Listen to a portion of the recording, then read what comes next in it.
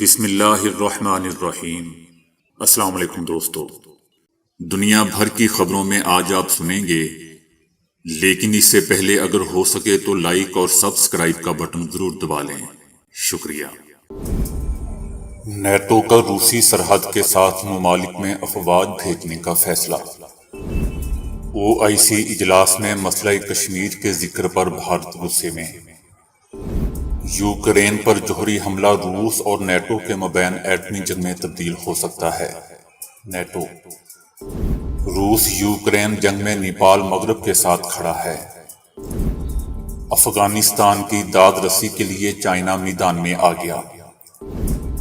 طیارہ حادثہ میں چائنا کی تحقیقات کے لیے امریکہ کو دعوت۔ اتراکھنڈ کے وزیر اعلیٰ کا پہلا آرڈر ہی مسلم دشمنی پر مبنی۔ پہلی مرتبہ یورپی یونین کے اجلاس میں امریکی صدر کی شرکت۔ علیم خان کے 40 آدمی کہاں ہیں؟ اپوزیشن کی خاموشی کی وجہ سامنے آ گئی۔ دیکھو 3 چوہے مل کر میرا شکار کرنے آ رہے ہیں، میں ان کو مسل دوں گا۔ وزیر اعظم عمران خان۔ تو آئیے چلتے ہیں اب خبروں کی تفصیل کی جانب۔ نیٹو نے 4 نئے فوجی گروپوں کو سلوواکیہ، ہنگری، رومانیہ اور بلغاریہ میں تعینات کرنے پر اتفاق کیا ہے، جبکہ 4 دیگر گروپ بالٹک ریاستوں اور پولینڈ میں پہلے سے ہی تعینات ہیں۔ نیٹو نے یوکرین کو کیمیائی ہتھیاروں کے حملے سے بچانے میں مدد فراہم کرنے کے لیے سامان بھیجنے پر رضامندی ظاہر کی ہے۔ فوجی اتحاد کیمیائی اور جوہری ہتھیاروں کے خلاف اپنے دفاع کو تیز کر رہا ہے، کیونکہ روس کے یوکرین میں ایسے ہتھیار استعمال کرنے کے حوالے سے تشویش بڑھ گئی ہے۔ نیٹو کے 30 اتحادی بھی اپنی تیاریاں بڑھا رہے ہیں۔ نیٹو ممالک کو تشویش ہے کہ روس کی جانب سے ان پر یوکرین میں کیمیائی یا حیاتیاتی ہتھیاروں پر کام کرنے کا جھوٹا الزام لگانے کی کوشش روس کی طرف سے خود اس طرح کے ہتھیاروں کے استعمال کا بہانہ بنانے کی سازش کا حصہ ہے۔ دوسری جانب برطانیہ یوکرین پر روسی حملے کے خلاف مزید 65 کمپنیاں اور افراد پر پابندیاں لگا رہا ہے۔ پابندیوں کا نشانہ بننے والوں میں روس کا سب سے بڑا نجی بینک بھی شامل ہے۔ بھارت نے اسلامی تعاون تنظیم کے اجلاس میں مقبوضہ وادی کے حوالے سے چائنا کے بیانات کو مسترد کر دیا ہے۔ بھارت نے مقبوضہ وادی پر OIC کے موقف کی چینی حمایت کو یہ کہہ کر مسترد کر دیا ہے کہ چائنا کے پاس اس مسئلے پر تبصرہ کرنے کا کوئی جواز نہیں ہے۔ مقبوضہ وادی اس کا داخلی معاملہ ہے اور کسی بھی بیرونی ملک کو اس بارے میں مداخلت کی ضرورت نہیں ہے۔ اسلامی تعاون تنظیم کے اجلاس میں مسلم ممالک کے رہنماؤں نے مقبوضہ وادی کی موجودہ صورتحال پر تشویش کا اظہار کیا تھا۔ پہلی بار اس اجلاس میں چائنا نے بھی کشمیر سے متعلق OIC کے رہنماؤں کے بیانات کی حمایت کی تھی۔ بھارت کا کہنا تھا کہ چائنا سمیت دیگر ممالک کو اس پر اس طرح کا تبصرہ کرنے کا کوئی حق اور جواز نہیں ہے۔ انہیں یاد رکھنا چاہیے کہ بھارت ان کے اندرونی مسائل پر بیانات دینے سے گریز کرتا ہے۔ نیٹو کے سیکرٹری جنرل نے خبردار کیا ہے کہ یوکرین پر جوہری حملہ نیٹو اور روس کے درمیان ایٹمی جنگ کی صورت اختیار کر سکتا ہے۔ روس ایٹمی ہتھیاروں کی دھمکیاں دینے سے باز رہے۔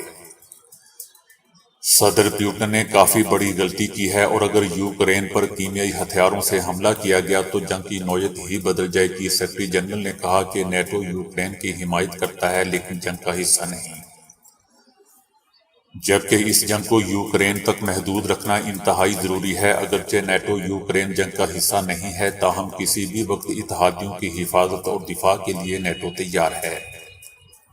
دوستو یاد رہے کہ یہ وہی نیٹو اور امریکہ ہے جو جنگ سے پہلے یوکرین کے لیے بھی یہی الفاظ استعمال کرتے آ رہے ہیں۔ بہرحال انہوں نے مزید کہا کہ ایٹمی جنگ میں جیت کسی کی بھی نہیں ہوتی، روس بھی کبھی بھی ایٹمی جنگ نہیں جیت سکتا۔ نیٹو تنازعہ کا حصہ نہیں ہے، تاہم وہ یوکرین کو مدد فراہم کرتا رہے گا۔ نیٹو سربراہ نے روس کی حمایت کرنے پر چائنا اور بیلاروس پر بھی تنقید کی۔ انہوں نے کہا کہ امید کرتا ہوں کہ نیٹو ممالک چائنا کو اس کی ذمہ داریاں یاد دلائیں گے۔ یوکرین پر روسی حملے کی مذمت کے لیے اقوام متحدہ کے جنرل اسمبلی میں ووٹنگ کے دوران بھارت، پاکستان اور بنگلہ دیش جیسے جنوبی ایشیائی ممالک غیر حاضر رہے۔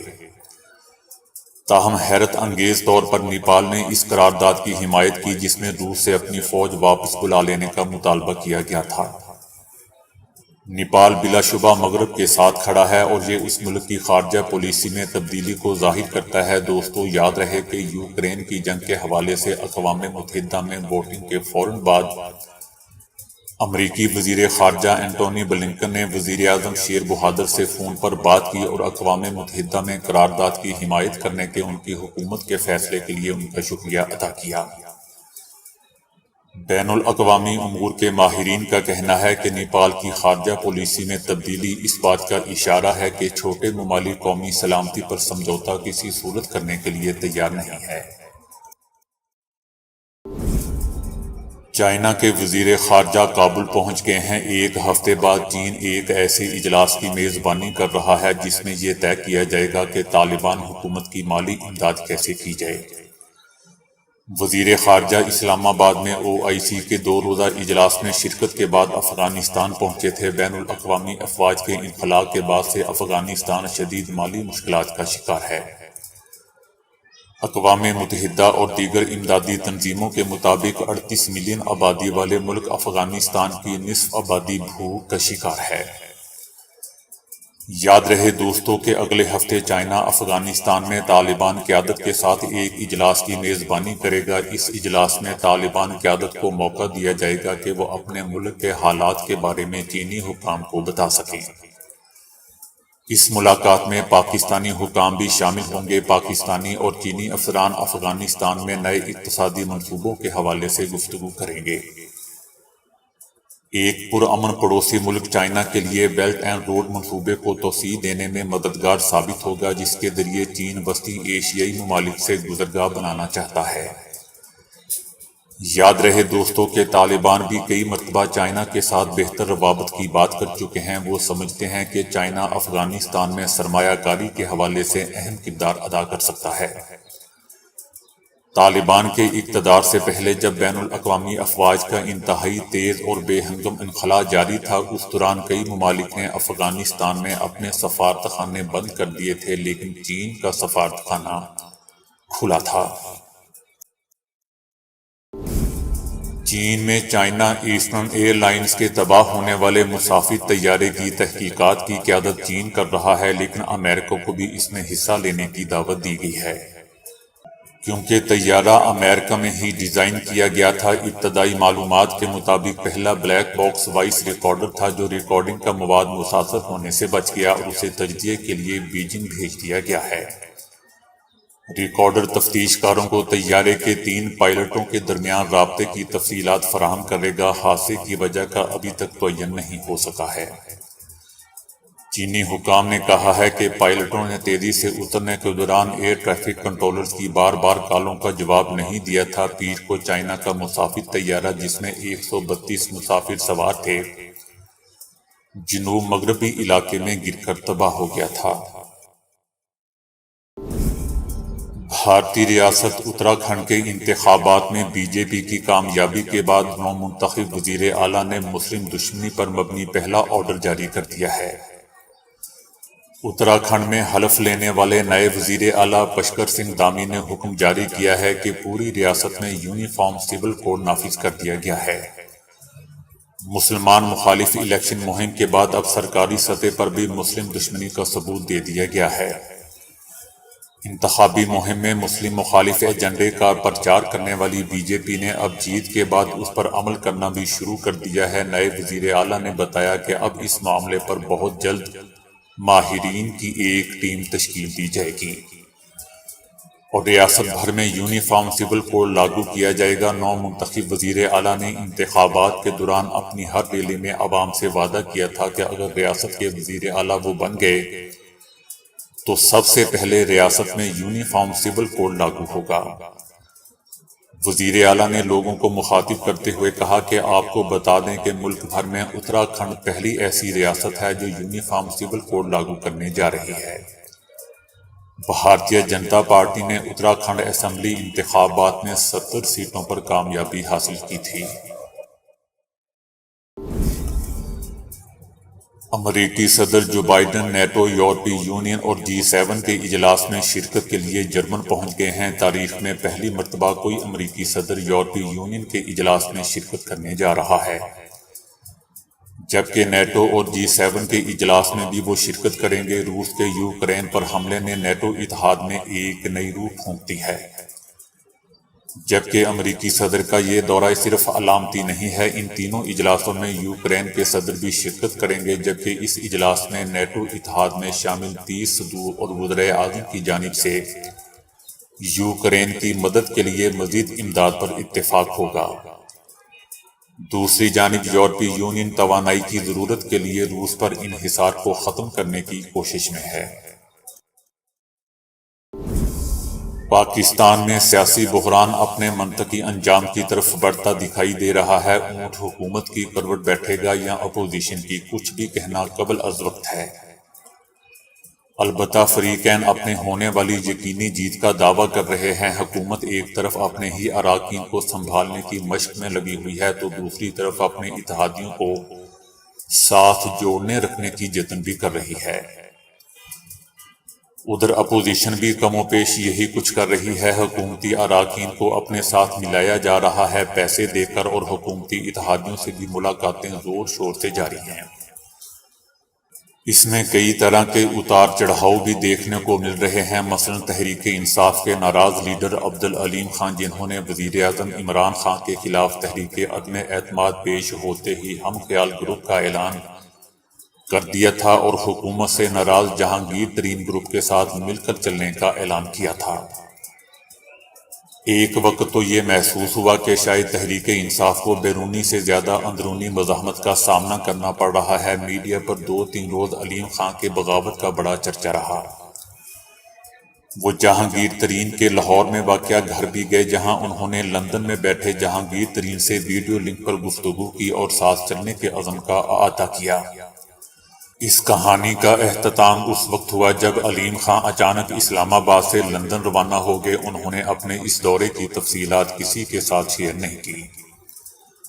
البتہ چند روز لندن میں قیام کے بعد وہ واپس آئے اور اس کے بعد ان کی طرف سے مکمل خاموشی ہے۔ انتخابات سے پہلے علیم خان کو عمران خان کے بہت قریبی سمجھا جا رہا تھا۔ تحریک انصاف کے ایک وزیر جو علیم خان کے قریبی دوستوں میں شمار ہوتے ہیں، انہوں نے اپنا نام ظاہر نہ کرنے کی شرط پر بتایا کہ مجھے علیم صاحب کی کال آئی تھی۔ غالباً یہ مارچ کی 7 تاریخ تھی۔ انہوں نے مجھے اپنے گھر بلایا اور میں چلا گیا۔ انہوں نے مجھے کہا کہ عمران خان کی حکومت جانے والی ہے، میرا ساتھ دو۔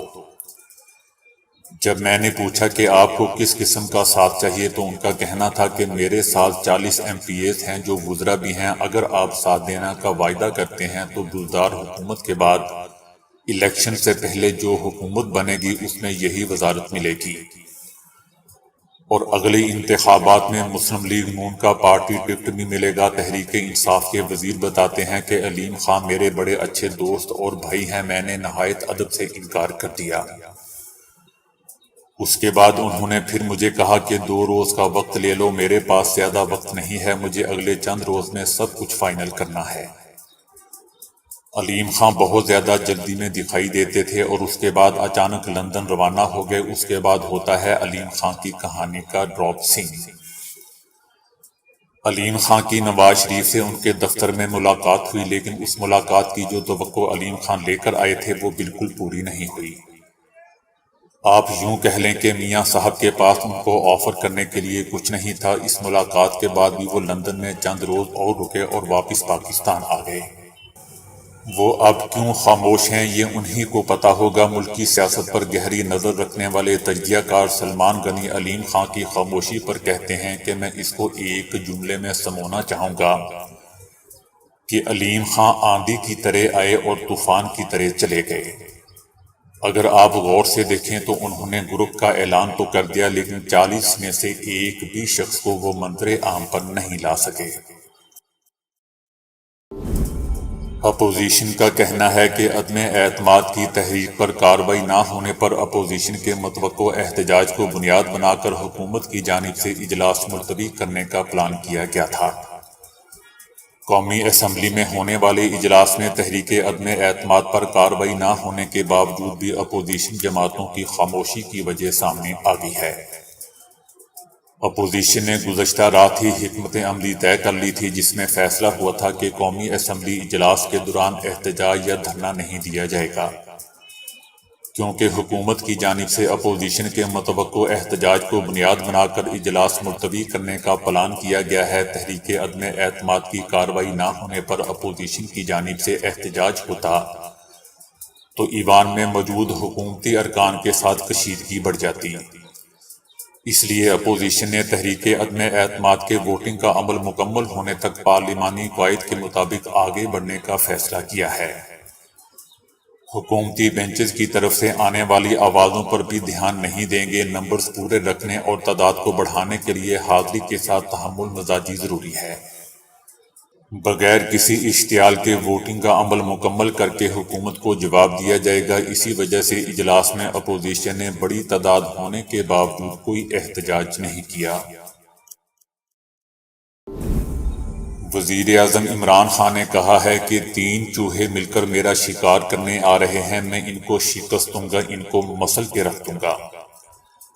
میں ہر جلسے میں کہتا ہوں کہ فضل الرحمان کو ڈیزل نہیں کہوں گا، لیکن میں کیا کروں، میں جب تقریر کے لیے کھڑا ہوں تو پنڈال میں کھڑے عوام ڈیزل ڈیزل کے نعرے بلند کر دیتے ہیں۔ میں نے اپنی حکومت کے ہر اچھے اور برے وقت میں کوشش کی کہ ڈیزل کی قیمت کم کروں۔ وزیر اعظم کا کہنا تھا کہ اللہ اور رسول صلی اللہ علیہ وآلہ وسلم گواہ ہیں کہ میں اپنے ووٹ کے لیے کسی کا نام نہیں لیتا، نہ کسی کا نام اس لیے لیتا ہوں کہ میرا نام بڑا ہو۔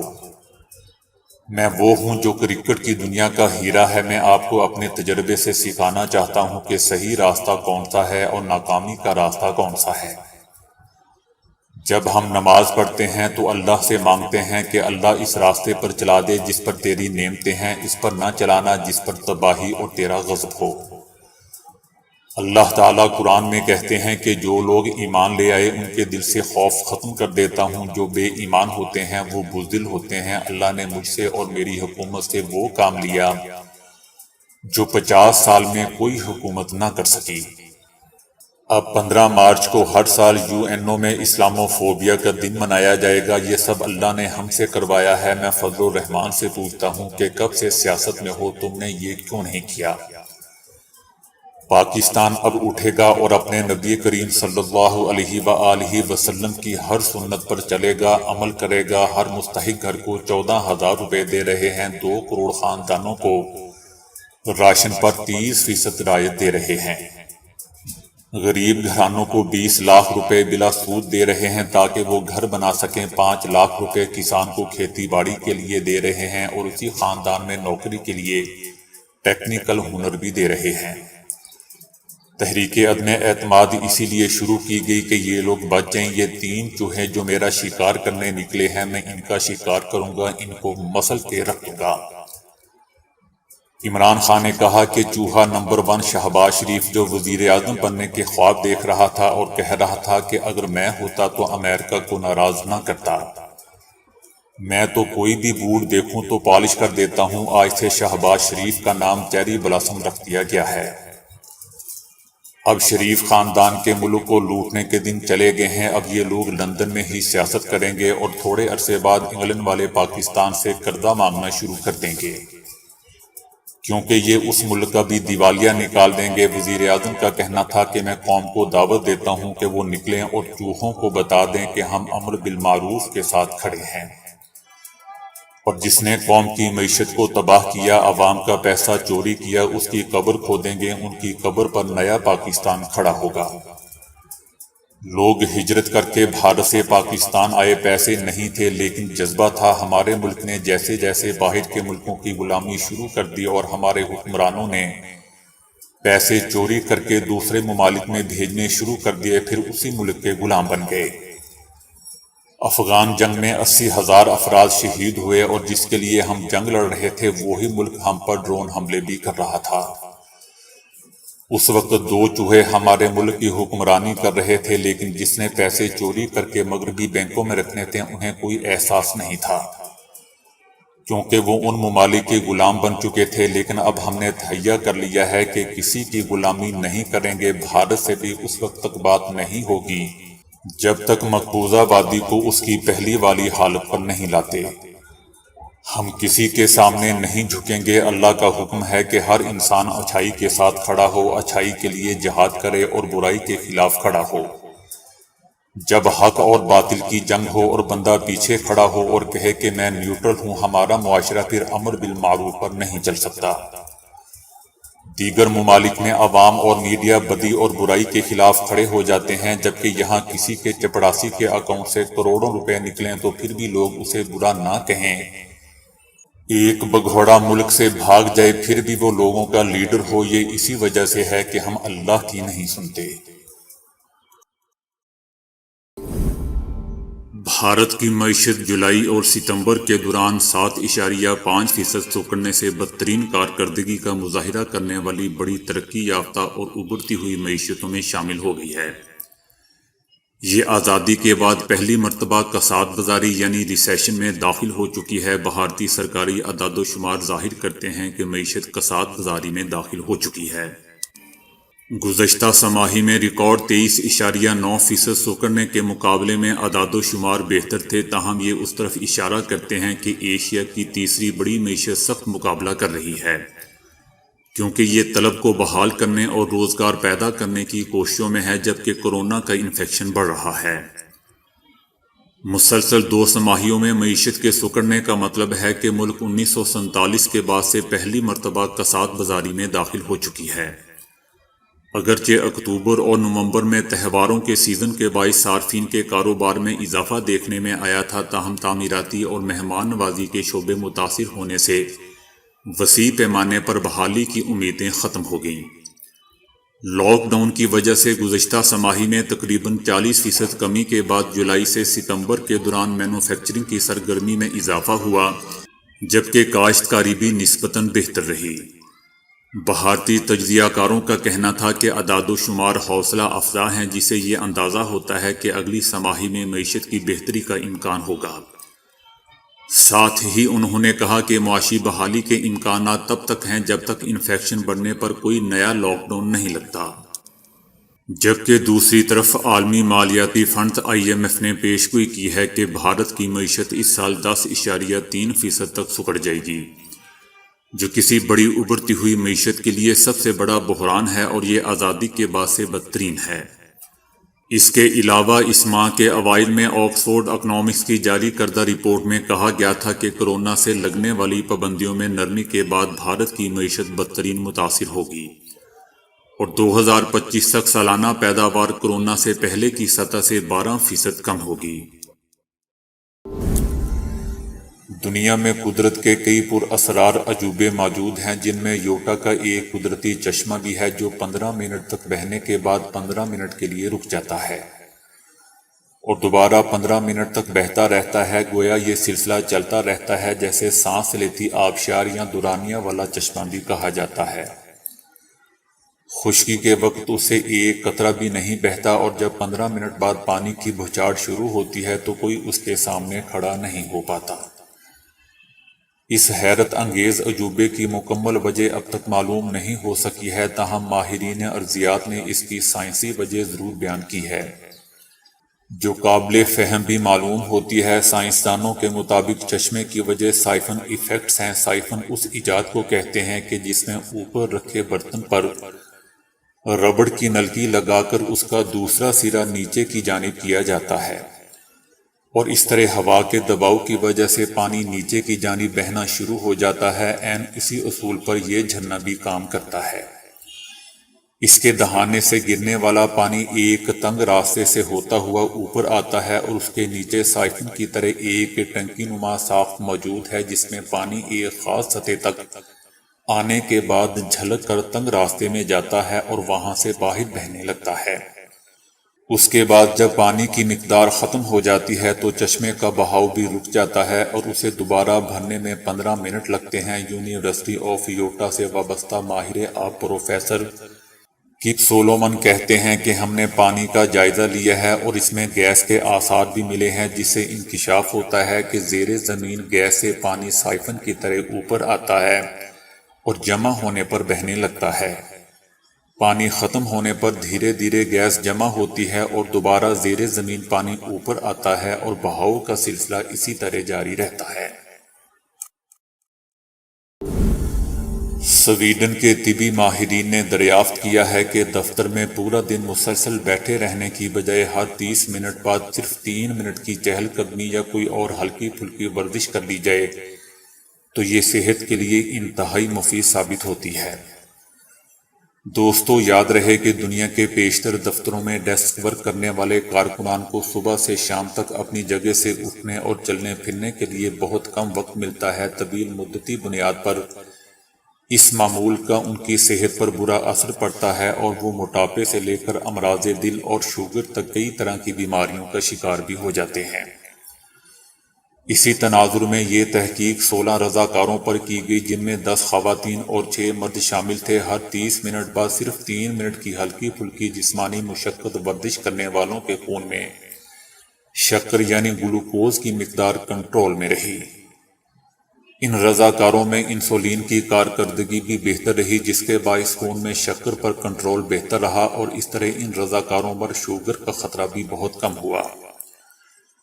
ماہرین کا کہنا ہے کہ ہر آدھے گھنٹے بعد صرف 3 منٹ کی ہلکی پھلکی ورزش سے ہونے والے فوائد اگرچہ معمولی ہیں، لیکن انہیں نظر انداز نہیں کیا جا سکتا۔ ماہرین کا خیال یہ بھی ہے کہ اگر دن میں وقفے وقفے سے کی جانے والی اس آسان ورزش یا جسمانی مشقت کا دورانیہ 3 منٹ سے کچھ بڑھا دیا جائے تو یہی رزلٹ اور بھی بہتر ہو سکتے ہیں۔ تو دوستو، ابھی کے لیے اتنا ہی۔ ویڈیو کو لائک اور شیئر کرنے کا بہت بہت شکریہ۔